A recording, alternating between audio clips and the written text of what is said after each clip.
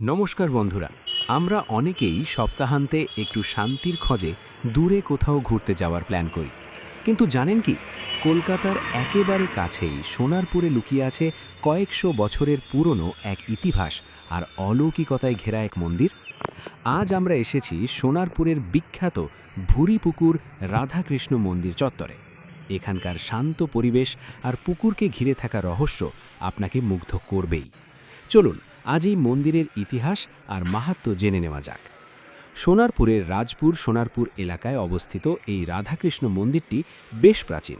এখানকার মূল আকর্ষণ হল মন্দিরের গর্ভগৃহে বিরাজমান রাধাকৃষ্ণের বিগ্রহ।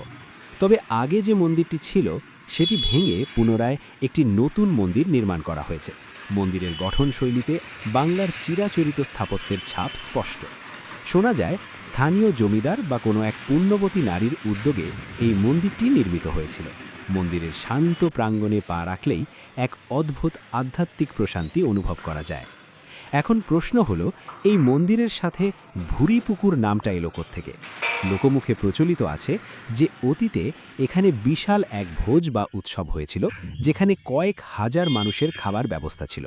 সেই রান্নার কাজ এবং বাসন ধোয়ার জন্য এই বিশাল পুকুরটি ব্যবহার করা হয়েছিল। সেই ভুরি ভোজ থেকেই নাকি পুকুরটির নাম হয়েছে ভুরিপুকুর। রাস পূর্ণিমা এবং জন্মাষ্টমীর সময় এই মন্দির চত্বরে এক অন্যরকম মেজাজ থাকে। দূর দূরান্ত থেকে ভক্তরা এখানে ভিড় জমান। এছাড়া দোল উৎসবের দিন এখানকার রাধাকৃষ্ণ মন্দির আবিরে রাঙিয়ে ওঠে। যদি আপনি নিরিবিলিতে সময় কাটাতে চান, তবে যে কোনো শনিবার বা রবিবার বিকেলের দিকে চলে আসতে পারেন। কিভাবে যাবেন এই মন্দিরে? ট্রেনে। শিয়ালদহ দক্ষিণ শাখা থেকে সোনারপুরগামী যে কোনো লোকালে উঠে পড়ুন।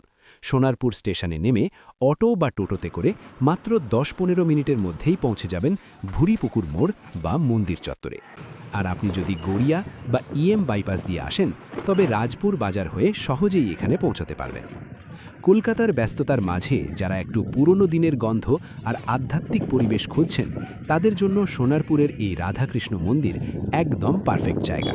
আজকের ভিডিওটি কেমন লাগলো কমেন্ট করে জানান। ভালো লাগলে লাইক দিন আর আমাদের চ্যানেলটি সাবস্ক্রাইব করতে ভুলবেন না। দেখা হচ্ছে পরের ভিডিওতে অন্য কোনো অজানা ঠিকানায়। জয় রাধে।